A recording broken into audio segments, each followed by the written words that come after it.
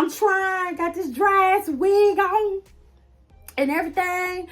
And I couldn't find a black hat, y'all. Please forgive me. But y'all, Janet documentary parts 1 and 2. I'm here for it. Now listen. Janet didn't tell us all her tea. Okay, and I'm here to give a little bit in case you didn't know a little of Janet's tea. See, Janet, I feel like you're still being Hollywood in this documentary, okay? I feel like you're not exposing everything. But anywho, welcome to the Pretty Girl J channel. My name is Carla. Welcome again for my ride or dies, my family. Hey, bro, how y'all doing? Am I doing it? Do I got it? I couldn't get the lip right, y'all. And I couldn't find a black hat. But anywho, welcome again. If you're new here, please, I welcome you to hit that like button, hit that subscribe. Just because, you know what, hit the like just because I tried. I got it all black down. I'm Rhythm Nation down. I got all black. I didn't have no brooches and nothing like that. But y'all I was trying, okay? But don't forget to like this video, guys.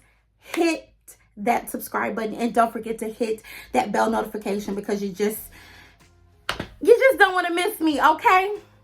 Now, Janet left some stuff out that I got some questions on. I'm sure if a lot of you are readers like me, you got some questions on too, okay? She was keeping it cute and classy, but I got some questions, all right? Let's get into it. All right, y'all. Now, I'm going to try to get through this with this hot ass hair, but part 1 of Janet. Now, Janet is in the car.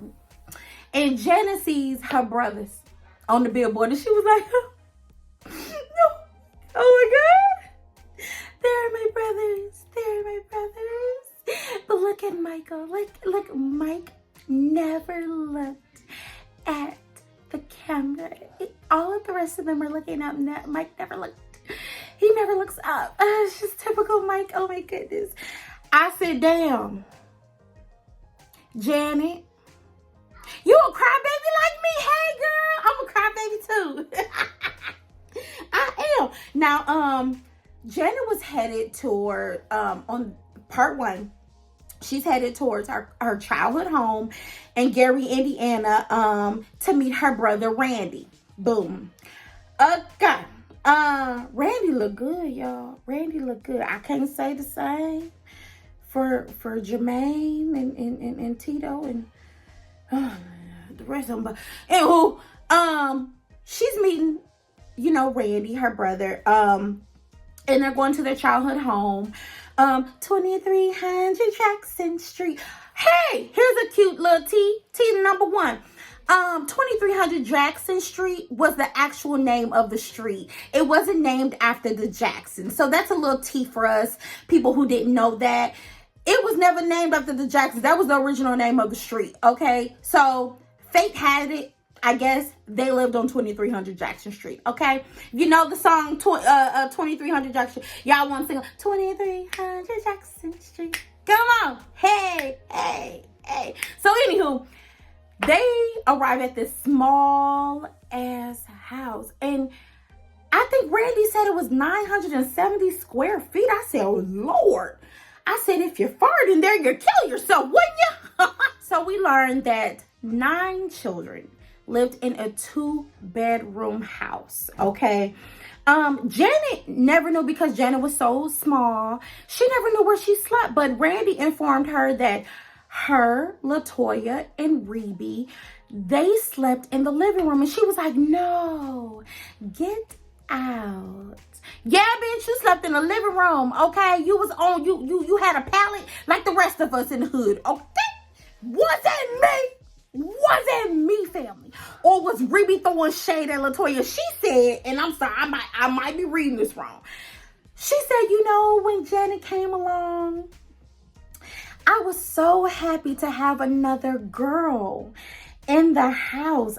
Because all these big-headed boys, I was so happy to have another girl in the house. I said, bitch, LaToya was there. What do you mean, Rebe? What do you mean? Please explain the shade you're throwing. LaToya been there. LaToya is at least 6 years older than Janet, Demeter Joe? What are you talking about? I said, wait a minute, girl, you had siblings. What you thought? You had another sister there. She said she was happy that her mama had another girl. I said, okay, all right. Are you mad at Toya? Because through this interview, through this whole documentary, Janet doesn't say LaToya. She says Toya. Toya, yeah. So I said, okay, Heifer, well, Toya was already there, so you was just happy to get another girl? Is that, I mean, for your mom to have another girl? She shouldn't have been having no more damn kids, considering she already had 8. She already had 8 in a 2-bedroom. She should have stopped at 4. That's all I'm saying. But anywho, that ain't my business. Catherine, they already here. They already here. Now, Mama worked at Sears, y'all. Daddy worked at Steel Mills. As we know, if you're a Jackson stan or if you followed the Jacksons, then you know their story. But I never knew that Mom worked at Sears, okay? But Daddy, Daddy could get it. Was Daddy not fine? Was Joe, Power Ranger, hands having ass not fine? Girl, I said sex of chocolate. Sex of chocolate. Oh, he was cute. I said them eyes alone had all them babies. That's why she had all the babies. Joe just looked at her and she was like, pregnant. Now here's something I didn't know. Catherine said Joe was spending all that damn money on them boys in this band equipment. He could have been adding on to the house. Okay? That's how she felt.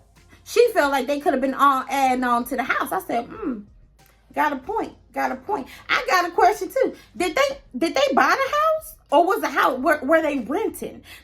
I never knew that. If anybody knows that question, please let me know, because I know now that it is a historical marker. But when they decided to move to Los Angeles, Encino, might I add, was the house sold or was it something that she gave to the city as a landmark?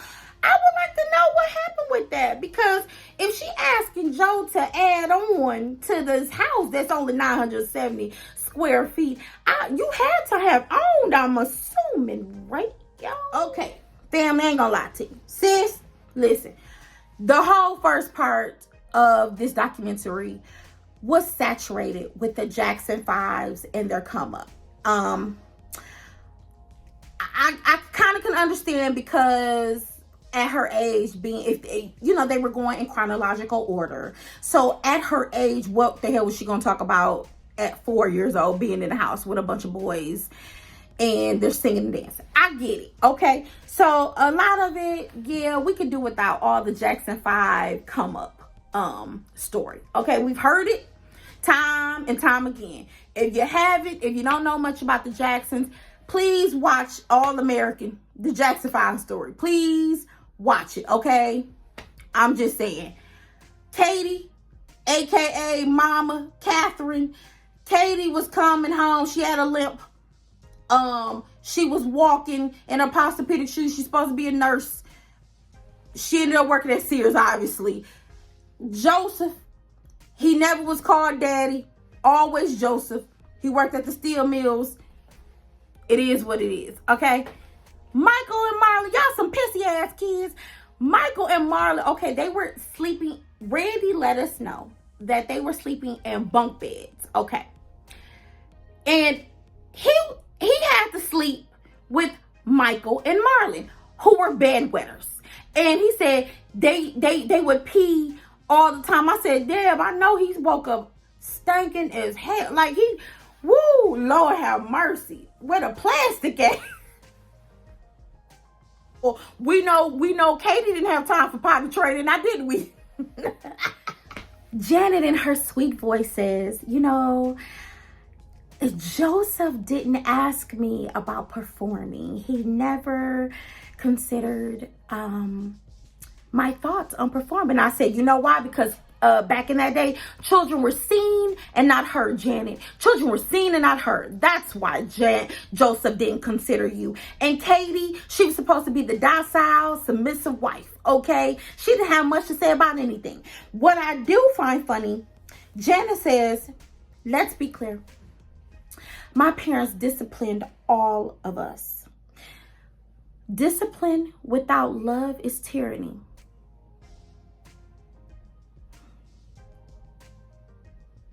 Janet, I know you was trying to be deep right there. And you my big sister and but I'm gonna give it to you real. Joe was beating y'all asses for the hell of it, okay? Joseph was laying hands on y'all because y'all was fucking up the money. I will keep it real. Y'all was messing up the money every time. Y'all didn't step right, didn't sing right, want a harmony in place. Joseph was bringing out the strap, okay? Y'all was messing with his money, okay? He had already quit his job at the steel mill, so y'all had to come up, okay? The come up was real, okay? It was life or death, literally, in y'all household. Janet says, I know that they love me, and I know that they loved us. They just wanted us to be great. I said, I have a hard time believing that yo ass whoopings and damn near borderline abuse was a form of love. Considering through this documentary, first part and second part, you didn't get the father that you deserved. Janet, you said that you didn't get the father that you wish you would have. Is that love, Janet? I mean, because I'm sorry, I feel like an excuse is coming. I feel like an excuse is coming, and that's all for you, not for me. Okay, all for you, not for me. I guess how they ended up figuring out that Janet had talent and that she could whisper and harmonize really well. That turned into a recording contract is she was in the studio. They had a studio at home in Encino, California, where they dealt with a lot of racial profiling, racism amongst the neighbors. And Janet basically was at school and little girls was pulling on her hair and her skin, rubbing it, saying, is that your skin? Shit, is that your skin? Yeah, this is my skin. I can't take it off. Can you? Can you take it out? No, I can't. Janet was dealing with that in school, in grade school. So she, she was over it, okay? She was learning that her melanin is popping, okay? But she was, doing a little, or I'm sorry, in Janet's voice, la la la la, la la la la la la. And Dad, aka Joseph and Michael happened to have heard it on, I guess, a reel because she left it mistakenly in the studio. And they said, oh my God, that's Janet. And Janet really can whisper. She really can sing. She's about to get a recording contract. So Joseph made it in his mind that not only are the Jackson 5 gonna make him money, but Janet about to get on these tracks too. Woo, y'all, I got hot. Okay, that hell was hot. Hell, I don't see how Janet wearing all them 25 bundles in her head. Girl, I got hot. Janet says her first album, Dream Street, was not her. Okay.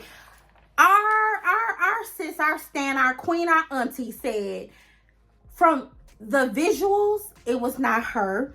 And she had no creative control. She didn't write any of the songs. She showed up when they told her to show up. She sung what they said, how they wanted her to sing. It just wasn't a representation of her. She basically did a album the way her father and the record company would have wanted her to do the album, okay?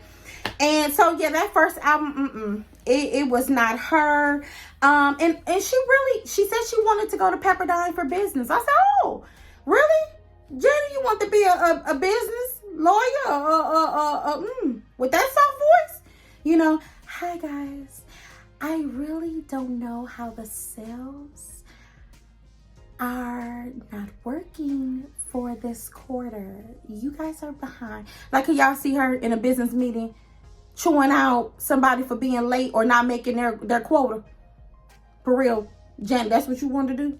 I ain't gonna kill your dream, but baby, that voice, Joe said, you're going to do the album the way I want you to do the album, the way I want you to do it, okay? Joe was the manager. And she just felt like her life, guys, were falling apart. She had no control, no say-so in her life. Now, what we found out was that Janet had begun dating. She was dating James DeBarge. You guys don't know the history of James DeBarge and the DeBarge family. Please go, you can Google him. You can go on, watch Unsung, TV1's Unsung, DeBarge family. That's a really good one. Also, I'm sure on the internet, give us a little, yang. But DeBarge family was full of they were full of abuse and drug addiction. Their whole entire family was riddled with it. So, go figure that she starts dating James. They both come from a musical family. She thought she could relate to him. Janet, you were dating James. And, by the age of 18, which is what?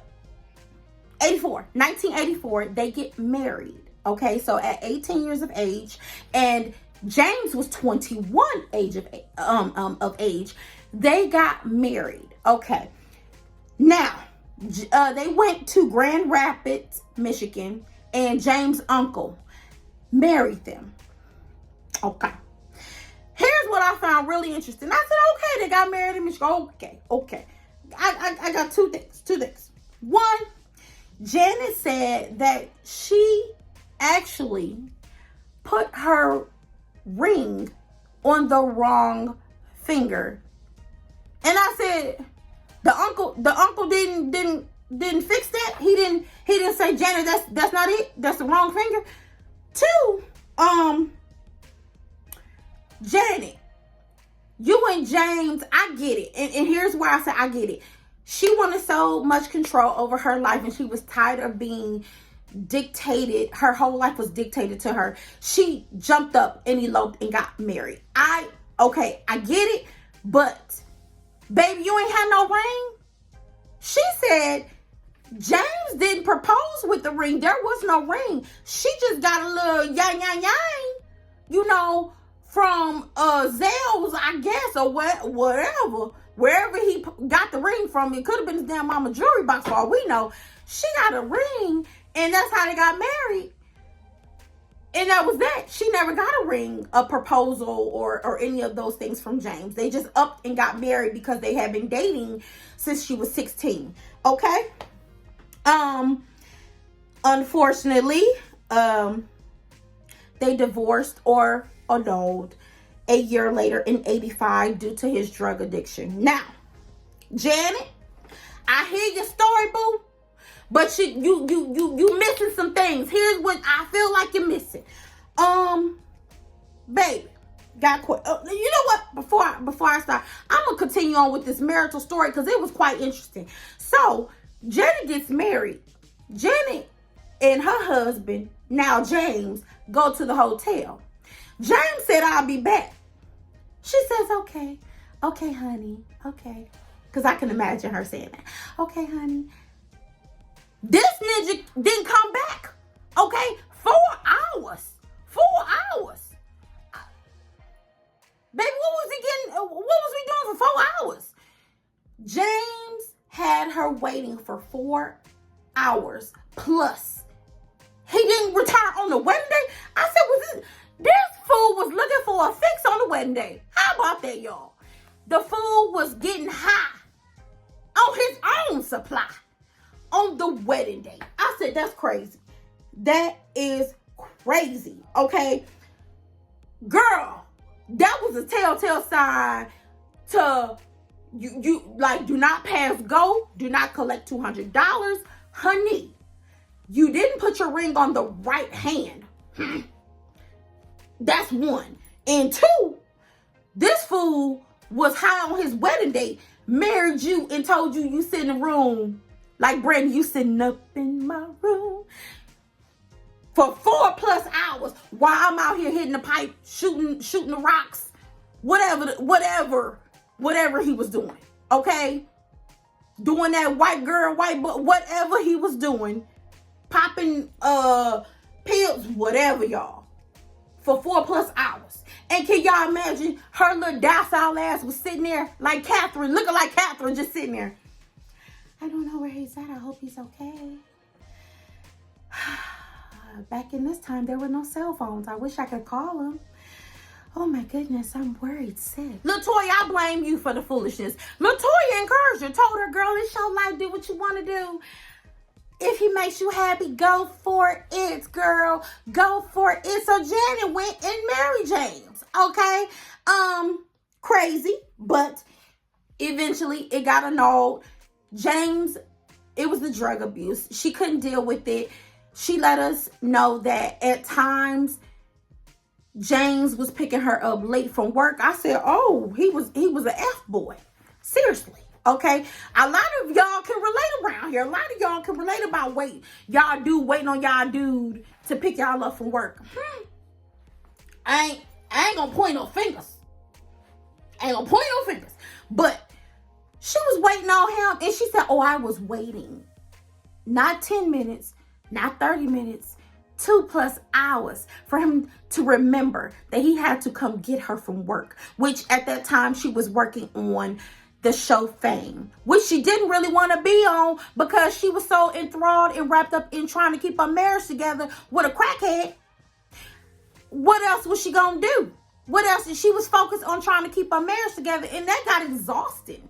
Seriously. So Janet, and let's be honest, she even said she did not. Fame was something her father wanted her to do. She didn't at that time. She didn't have any interest in doing Fame or acting or any of those things. She was consumed with her marriage to James. And that, again, like I said, by 85, that had crumbled. They got an annulment, and he went on to still continue to dabble in and out with drugs and alcohol and the streets. You know, I think he even went to jail a couple times, but yeah. Janet been through a lot, but I don't think that Janet was, I'm not going to say at her age, Janet was naive. Well, yeah, she was naive. I think she was naive and she was sheltered. Okay. And she has this, like she even said, she has this complex about her that's just, she wants to help. And I've been there. I'm a person that I want to help. When you're dating or with a man, you feel like I can fix it. This is small, I can fix it. And maybe in her head, she felt like I can help him kick this habit. I can help him fix this drug problem. I can help him make this money. In reality, no, you can't. They gotta want to do it for themselves. And ultimately, she just got tired of fighting for them pills on that floor every other night, because she said it's been multiple times where her and James have been struggling, fighting on the floor, because she trying to throw away his pills or whatever else he was getting high on. She was trying to, flush that down the toilet or throw it away because she was trying to save his life, and he didn't want to be saved. Don't save her. He don't want to be saved. Don't save him. He don't want to be saved. Now, Janet, hold on. Before we continue, Janet, babe, you ain't give up all your teeth.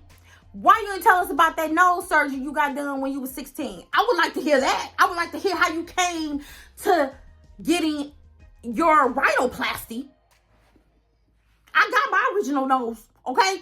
It ain't going nowhere. I ain't got them type of coins, but you do. So, Janet, I would have loved to have heard how, at 16 years old, who signed for you to get your nose done at 16, because that is something this is something that she recognized. She has said in the media, this is something, yes, she did get done. She got her nose done. I would like to know who signed for that. How did we come up with this, getting our nose done at 16? Baby, you were still in school. Was it peer pressure? Was it you didn't want to look like your brothers? You didn't want to look like, you didn't want to have that bell pepper type of nose? What was it? I would like to have known that. Wouldn't y'all like to have known? How do you come up at 16 and say, I want my nose done, and an adult in your family or your mom and daddy, whoever it was, signed off on you getting plastic surgery at that age? So Janet says, you know what? I got tired of searching these streets. 3 or 4 o'clock in the morning, I'm searching for my husband. I'm tired. My nose is still healing. I ain't got time for this. So she said one day, James said, take me to my brother's house. God knows for what, getting high, whatever. She said, I took him. I told him I can't do this no more. I'm done. He went crazy. He went irate. He got out of my car. I hit the locks. And I drove off. I drove to my mama's house. Got to my mama's house. I said, I'm done. It's a wrap. Y'all can go and call the lawyers.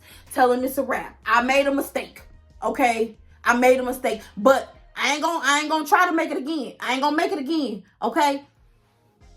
And that was the end of her and James. That was the end of her and James. Where she got emotional on. And I cried because I have been here as a woman, and I'm sure it's other women have been here. She felt like James saw her innocence, because I told you James was 21 at the time and she was 18. James saw her innocence. He saw she was sheltered. She had no clue about how the streets worked, or drugs, or any of those things. Even though David Bowie showed up to their house, trying to do his booger wooger sugar dooger in their house. How disrespectful, David Bowie. He showed up and offered, Michael, and them some sugar wooger wooger in their room, and they turned it down. She was just out of the loop. She was a sheltered young girl, and she felt like, and I think what she was telling us was she felt like she was taken advantage of. Her age, her insecurities, her just the immaturity, the blindness. She had no clue about the life on these streets. James did. James had been living it. And not only James, but he had brothers that were older than him that had already been in the life and was mixed up in drug addiction. So, just saying. But we're headed to part 2. Here we go.